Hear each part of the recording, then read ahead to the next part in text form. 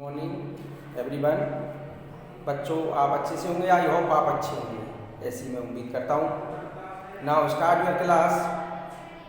तो students 8th English medium, okay.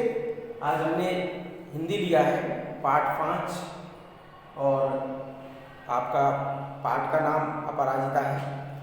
उसको हम थोड़ा सा पढ़ेंगे। इसके बारे में ये है, थोड़ा सा सारांश में आपको समझा देता हूँ कि संकेत क्या है इस पाठ का, कि छात्रों को संकट का सामना एक चुनौती मानकर करने की प्रेरणा देना और कठिन से कठिन कार्य को सरलता से करना, दृढ़ता से करना, इस प्रकार से इस पाठ में दिया गया है। और हमें संकट के समय घबराना नहीं चाहिए तथा संकट को चुनौती समझकर साहसपूर्वक उसका सामना करना चाहिए, है ना। तो कभी कभी क्या होता है, कोई परेशानी आने पर निराशा हो जाती है, तो ऐसा नहीं है ना, इसका मतलब यही होता है। तो इसमें पाठ में दिया हुआ है कि कभी कभी अचानक ही विधाता हमें ऐसे विलक्षण व्यक्तित्व से मिला देता है जिसे देख स्वयं अपने जीवन की रिक्तता बहुत छोटी लगने लगती है। हमें तब लगता है कि भले ही उस अंतर्यामी ने हमें जीवन में कभी अकस्मात अकारण ही दंडित कर दिया हो, किंतु हमारे किसी अंग को हमसे विच्छिन्न कर हमें उससे वंचित तो नहीं किया है। फिर भी हमसे कौन ऐसा मानव है, हम में से ऐसा कौन सा मानव है जो अपनी विपत्तियों के कठिन क्षणों में विधाता को दोषी नहीं ठहराता। ओके बेटा, ये सही है। जब कोई परेशानी आती है तो हम क्या करते हैं, परेशानी में कुछ ना कुछ ऐसा मन में विचार कर लेते हैं। क्या कर लेते हैं कि विधाता ने हमको ऐसा कष्ट क्यों दिया है, और हम उस कष्ट को, जो विधाता ने एक तरह से हमको अचानक, अकस्मात यानी अचानक कोई दुख तकलीफ हो जाए तो हम ऐसा कहने लगते हैं कि देखो विधाता ने हमको ऐसा संकट दिया है। तो हम पूरा का पूरा विपत्ति के समय में क्या करते रहते हैं, इसी प्रकार की वार्तालाप करने लगते हैं। और लेकिन हम ये नहीं सोचते कि हमें ईश्वर ने शरीर दिया है, शरीर का सभी जो अंग हैं, जैसे हाथ है, पैर है, आँख है, हमारी मुंह है, जिह्वा है, सभी चीज़ें वो ईश्वर ने हमें तो सब दिया है। उस शरीर के अंग में कोई भी एक भी अंग हमारा नहीं है, ऐसा नहीं है, पूर्ण रूप से हमारा शरीर है। और कहने का मतलब मेरा ये है कि शरीर के सभी अंग हमारे हैं, भगवान ने ऐसा हमें दिया है, तो वंचित तो नहीं किया, मतलब कि हमें किसी प्रकार से किसी अंग से वंचित नहीं रखा है, और हमें शरीर ईश्वर ने दिया है, अच्छे कार्य करने के लिए दिया है। विधाता को दोषी नहीं ठहराता। हमसे कौन सा मानव जो कठिन क्षणों में विधाता को दोषी नहीं ठहराता, किंतु उसे वह नतमस्तक आनंदी मुद्रा में झेल रही है, विधाता को कोस कर नहीं। अब ये बेटा आनंदी के ऊपर एक पाठ लिखा हुआ है, जो नाम आया है, ये बहुत ही साहसी महिला बताई हुई है इसमें पाठ में, कि ये कठिन से कठिन परिस्थिति, विपत्ति कोई भी इसके पास आने पर ये कभी, इसका कहने का मतलब है विधाता ईश्वर को दोषी नहीं ठहराती, और उसका दृढ़ता के साथ में, साहस के साथ में उसका क्या करती है, सामना करती है। ये ना आनंदी मुद्रा में झेल रही है, विधाता को कोस कर नहीं, वो अपनी परिस्थिति को झेल रही है, लेकिन विधाता को कहते ही दोष नहीं देती है। विधाता ने कठोरतम दंड दिया है, किंतु उसे वह नतमस्तक इस प्रकार से उसकी कोठी का अहाता एकदम हमारे बंगले की अहाता से जुड़ा हुआ है। अपनी शानदार कोठी में उसे पहली बार कार से उतरते देखा तो आश्चर्य से देखती ही रह गई। कार का द्वार खुला और एक प्रौढ़ा ने उतरकर पिछली सीट में से व्हील चेयर निकालकर सामने रख दी और भीतर चली गई। दूसरे ही क्षण धीरे धीरे बिना किसी सहारे के कार से एक युवती ने अपने निर्जीव निचले धड़ को बड़ी दक्षता से नीचे उतारा, फिर बैसाखियों के सहारे से व्हील चेयर तक पहुंच उसमें बैठ गई और तटस्थता से उसे स्वयं चलाती कोठी के भीतर चली गई। मैं फिर नित्य नियत समय पर उसका यह विचित्र आवागमन देखता देखती और आश्चर्यचकित रह जाती, ठीक जैसे कोई मशीन बटन खटखटाती अपना काम किए चली जा रही है। धीरे धीरे मेरा उससे परिचय हुआ, कहानी सुनी तो दंग रह गई।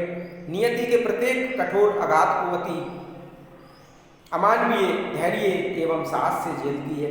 वह बित्ते भर भी लड़की मुझे किसी देवांगना से कम नहीं लगती है। मैं चाहती हूँ कि मेरी पंक्तियों को उदास आंखों वाला है वह गोरा उजले वस्त्रों से सज्जित लखनऊ का मेधावी युवक भी पढ़े, जिसे मैंने कुछ माह पूर्व अपनी बहन के यहाँ देखा था और वह IAS की परीक्षा देने इलाहाबाद गया। लौटते समय किसी स्टेशन पर चाय लेने उतरा कि गाड़ी चल पड़ी। चलती ट्रेन में हाथ के कुल्हड़ सहित चढ़ने के प्रयास में गिरा और पहिए के नीचे हाथ पड़ गया। प्राण तो बच गए पर बायां हाथ उसका चला गया। उसी विक्षण भुजा के साथ साथ मानसिक संतुलन भी खो बैठा। पहले तो भुलाने के लिए नशे की गोलियां खाने लगा और अब नूर मंजिल की शरण गई। भाई केवल एक हाथ खोकर ही उसने हथियार डाल दिए। इधर चंद्रा, जिसका निचला धड़ नहीं है, निष्प्राण मांस पिंड मात्र सदा उत्फुल्ल और चेहरे पर विवाद की एक रेखा भी नहीं, और इस प्रकार से बुद्धि दीप्ति आंखों में अधम उत्साह और प्रतिफल प्रतिक्षण भरपूर उत्कंठ और जिजीविषा और एक ऐसी महत्वाकांक्षाएं। इस प्रकार से, मैडम आप लखनऊ जाते ही क्या मुझे ड्रग रिसर्च इंस्टीट्यूट से पूछकर यह बताएंगे कि क्या वहाँ आने पर मेरे विषय माइक्रोबायोलॉजी से संबंधित कुछ सामग्री मिल सकेगी। इस प्रकार से मैडम आप कह रही थी कि आपके दामाद भाई के ईस्ट वेस्ट सेंटर में है, क्या आप उन्हें मेरा बायोडाटा भेजकर मुझे पूछ सकेंगी कि मुझे वहीं की कोई फेलोशिप मिल सकती है। इस प्रकार से यहाँ भी सामान्य से हड्डी टूटने पर भी यह पैर, मौज आ जाने पर ही प्राण ऐसे कंटक हो जाते हैं जैसे विपत्ति का आकाश जाने पर ही प्राण से टूट पड़ा हो, सिर पर टूट पड़ा है। इस प्रकार उधर यह लड़की है कि पूरा निचला धड़ शून्य है, फिर भी बोटी बोटी पड़क रही है उत्संग माने नौकरी के लिए। इस प्रकार से ये जो बताया गया है बेटा, इसमें यही है, बहुत बड़ा पाठ है। सारांश के रूप में मैं आपको थोड़ा सा समझा देता हूँ, मैंने पढ़ दिए दो। इसमें यही कहने का मतलब है उसका कि एक व्यक्ति जब वो, आपने सुना, स्टेशन पर चाय लेने उतरा और ट्रेन चल पड़ी और वो चाय को हाथ में लेकर चढ़ने लगा तो गिर गया, उसका एक हाथ टूट गया। और इसके हाथ टूटने पर, उसका कटने पर वो इतना ज़्यादा उस चीज़ से आघात में आ गया, उसको इतना सदमा लगा कि वो क्या करने लगा, नशा करने लगा, अपने जीवन बेकार कर लिया। लेकिन यहाँ एक लड़की के बारे में बताया है कि वो, उसका एक निचला धड़ जो कहते हैं वो शून्य हो गया था किसी कारण से, लेकिन उसने हार नहीं मानी और वो इस तरह से निरंतर अपने लक्ष्य की ओर चलती रही। उसने कभी ये मन में विचार नहीं किया कि मैं व्हील चेयर पर चलती हूँ, कैसे क्या करूँगी, लेकिन उसका साहस यही था कि वो निरंतर अपने लक्ष्य था, केवल लक्ष्य की ओर उसने फोकस रखा और वो चलती रही और एक दिन उसे वो लक्ष्य भी प्राप्त हो गया। तो कहने का मतलब यही है इस पाठ में बेटा, आप लोगों को प्रश्नोत्तर के माध्यम से मैं ये भेजूंगा कि मेन सारांश इसका यही है कि हमें संकट के समय घबराना नहीं चाहिए और चुनौती समझकर उसे साहसपूर्वक सामना करना चाहिए, तो निश्चित हमें सफलता मिलती है। विपत्ति, परिस्थितियाँ, परेशानी मानव के जीवन में आती रहती हैं, लेकिन उनको लेकर के ऐसा नहीं कि हम जीवन में केवल और केवल निगेटिव सोचते रहें और कुछ ना करें और जीवन बेकार कर लें, ऐसा नहीं होना चाहिए। तो इस लड़की का साहस था कि आगे चल करके बहुत अच्छे उच्च पद पर पहुंची, इसने मुकाम हासिल किया, कभी इसने पीछे मुड़कर नहीं देखा और उसका शरीर काम न करने के बाद। तो बेटा बच्चों, मेरा कहने का मतलब यही है कि यदि हम एक संकल्प कर लें मन में कि हमें ये काम करना है और उसी संकल्प की ओर आगे बढ़ते रहें, लक्ष्य को पाने के लिए निरंतर मेहनत करते रहें, इस प्रकार से निश्चित 100% हम सफलता प्राप्त कर लेते हैं। तो ओके बेटा, PDF के माध्यम से मैं ये भेजूंगा। आप एक ध्यान रखेंगे मेरे बच्चे, सभी सुन लें कि आपको सबसे पहले शब्द जो आपके दिए हैं शब्दार्थ वो आपको लिखना है। इसके बाद जो प्रश्नोत्तर PDF से मैं भेजता हूँ वो आप नोट करेंगे। बाकी व्याकरण की जो कॉपी है आपकी वो व्याकरण में करेंगे। ओके बेटा, कल फिर मिलूंगा मैं आपसे न्यू टॉपिक के साथ। तब तक के लिए बेटा गुड बाय।